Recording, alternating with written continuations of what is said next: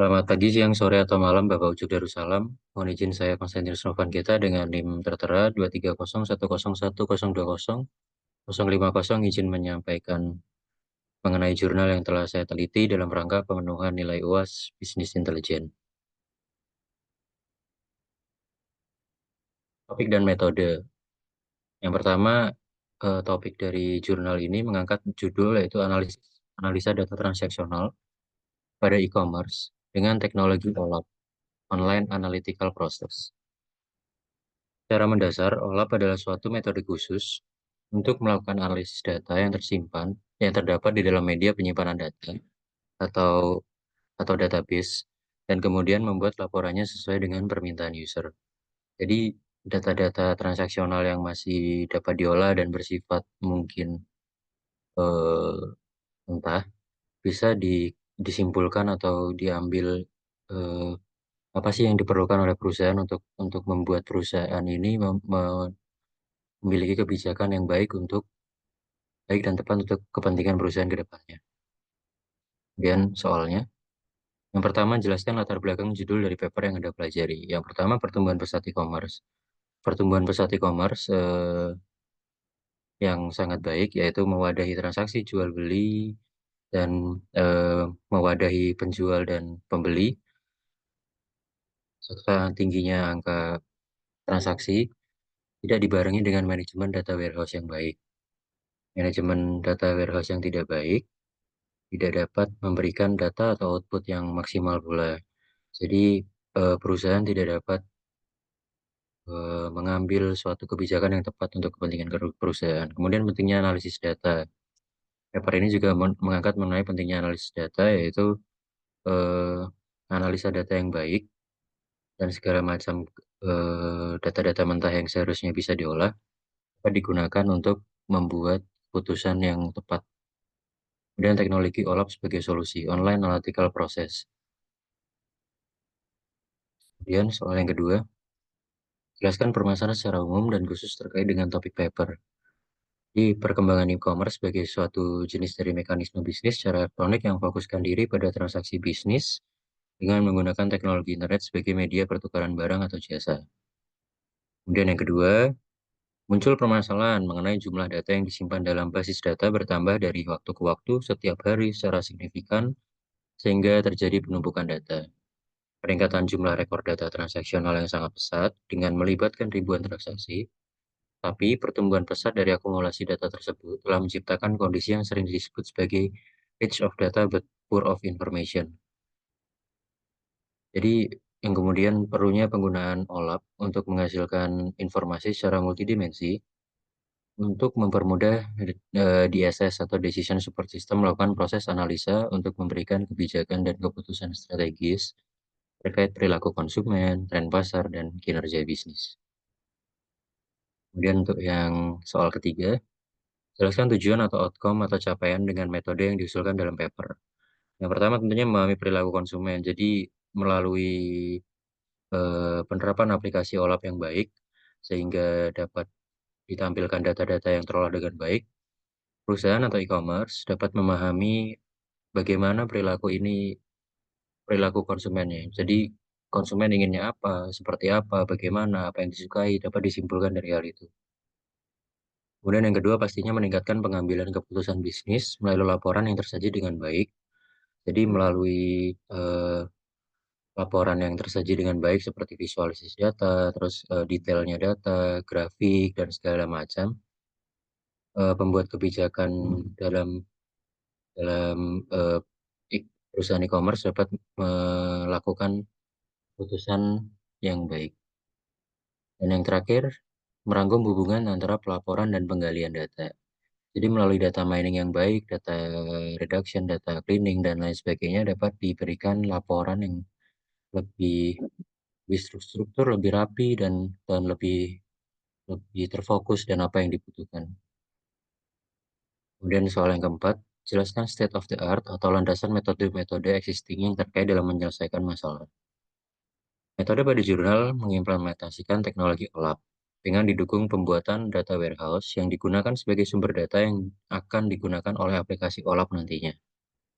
Data warehouse adalah hasil dari ekstrak database transaksional yang digunakan untuk menyimpan data OLTP, Online Transactional Process pada e-commerce. Jadi ini kurang lebih metode existing yang digunakan dalam paper ini.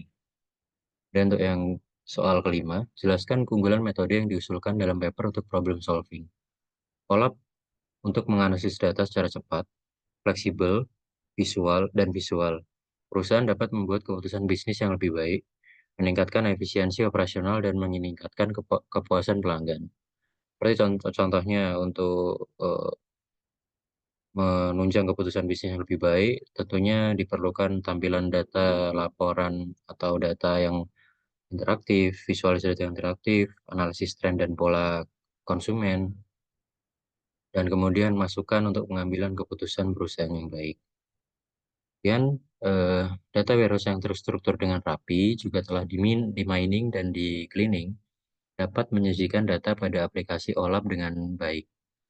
Kemampuan roll up dan drill down untuk memudahkan metadata dan mempertajam analisis. Jadi, roll up ini menampilkan lebih sedikit data yang ingin ditampilkan saja, sedangkan drill down itu secara lebih terperinci untuk memudahkan pemetaan data dan mempertajam analisis sesuai data yang ingin dicari dan dibutuhkan dan ingin ditampilkan itu apa.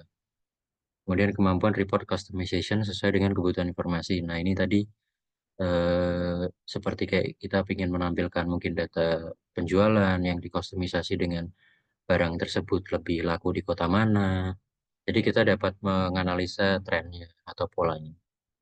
Kemudian kemampuan untuk membuat chart atau grafik sesuai dengan laporan diinginkan. Ini termasuk dalam visualisasi data yang kreatif dan menarik.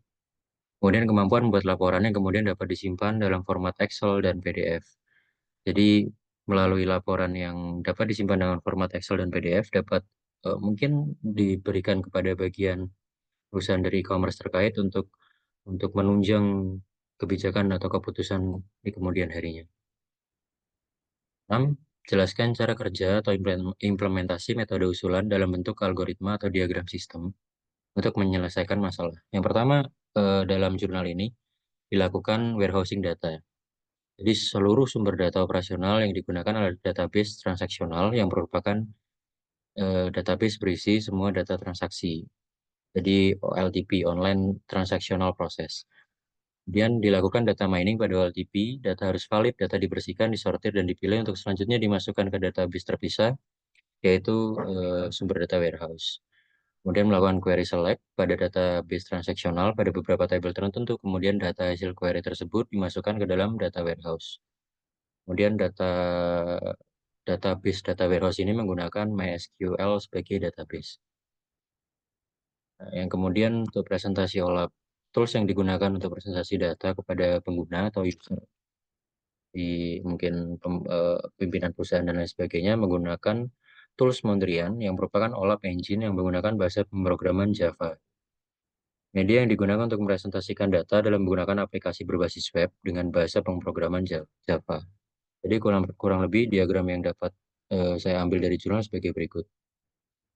Jadi bisa dilihat izin Bapak dari konsumen mungkin mengakses e-commerce-nya sehingga memunculkan data RAW-nya seperti ini, OLTP, Online Transaction Process berbasis web. Kemudian ini akan masuk ke database operasional. Dari database operasional ini akan diekstrak, clean, transform, dan load pada data warehouse yang digunakan yaitu MySQL. Kemudian akan diterapkan Mondrian OLAP Server dengan metode kubus OLAP dan query multidimensi sehingga menghasilkan output OLAP application, grafik, dan sebagainya yang dibutuhkan oleh user. Jadi di sini admin sebagai backend yang membuat aplikasi menampilkan aplikasi OLTP dan juga sebagai controlling data warehouse untuk menghasilkan database soal OLAP yang baik. Kemudian yang selanjutnya, jelaskan hasil dari implementasi metode usulan dalam bentuk luaran sistem seperti grafik atau tabel atau hasil simulasi atau hasil pengukuran yang disajikan dalam paper. Contohnya seperti ini, ditampilkan ini adalah data dari tools Mondrian dan juga OLAP yang sudah diolah. Dapat dilihat Contoh tampilan hasil OLAP menampilkan database dari data warehouse. Pengguna dapat mengetahui berapa jumlah produk yang terjual dan di wilayah mana suatu produk tersebut banyak terjual. Kemudian ada juga tampilan harga total distributor, total diskon, hingga total pendapatan bersih yang didapatkan. Jadi kurang lebih seperti ini salah satu tampilannya. Dan ini yang tampilan selanjutnya, penyajian data berdasarkan time. Ini berdasarkan time, mungkin tahun, kuartal, bulan, tanggal, measures, mungkin perhitungan total barang, dan lain-lain. Value-nya akan mengikuti detail level yang ditentukan oleh user. Jadi mungkin si user ingin menampilkan apa gitu. Lebih detail dapat di drill down. Mungkin grafiknya akan menyesuaikan dengan level yang dipilih oleh pengguna. Jika level paling detail, maka grafik juga akan disajikan di level paling detail. Kemudian yang selanjutnya, jelaskan hasil analisa data yang diperoleh dikaitkan dengan parameter-parameter yang digunakan sebagai indikator keberhasilan. Melalui kajian jurnal yang telah diberikan dengan judul Analisa Data Transaksional pada E-commerce dengan Teknologi OLAP, Online Analytical Process, dapat dikatakan bahwa hasil pengujian menggunakan OLAP dengan pengolahan data warehouse telah berhasil merangkum hubungan antara pelaporan dan pengalian data. Kenapa dapat saya katakan demikian? Karena yang tentunya dari data transaksional yang hanya bersifat eh, apa ya, tidak memuat informasi apapun, hanya data operasional, transaksional, diolah oleh OLAP, dimasukkan database kepada data warehouse dan dapat ditampilkan untuk mungkin menunjukkan pola konsumen, tren, visualisasi data yang baik, terus total penjualan dan lain sebagainya, sehingga data yang ditampilkan ini berguna untuk menganalisa perusahaan e-commerce ini akan kedepannya seperti apa. Kemudian pimpinan perusahaan dapat memberikan kebijakan yang baik terkait dengan data yang telah diambil. Kemudian yang kedua, dengan valid dan menarik dapat mengolah data OLTP menjadi OLAP dengan memvisualisasikan data dan menyediakan data yang dibutuhkan perusahaan berdasarkan pola karakteristik konsumen dalam melakukan pembelian terhadap suatu produk, sehingga dapat memberikan panduan pada kebijakan dan keputusan strategis demi kepentingan perusahaan. Kurang lebih sama seperti yang tadi barusan saya sampaikan pada poin pertama. Dan yang kesembilan, jelaskan kesimpulan yang diperoleh dari penerapan metode usulan. Dengan aplikasi OLAP, membuat proses penyusunan laporan menjadi lebih sederhana. Yang kedua, dengan memanfaatkan informasi yang ada pada data warehouse, telah berhasil dilakukan analisis data lebih lanjut menggunakan teknologi OLAP dengan melihat data dari berbagai sudut pandang.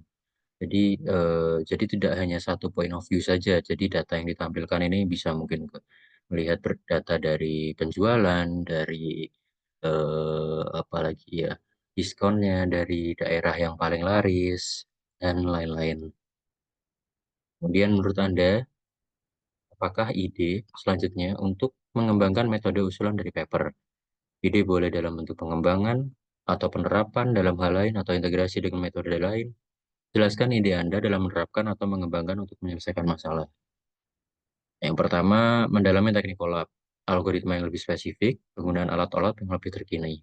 Jadi mungkin untuk apa namanya query-querynya tadi itu mungkin lebih lebih bisa spesifik lagi yang ditampilkan dan mungkin lebih mendetail mengenai transaksional, ya mungkin mungkin apa transaksi yang kurang laku atau apa gitu seperti itu.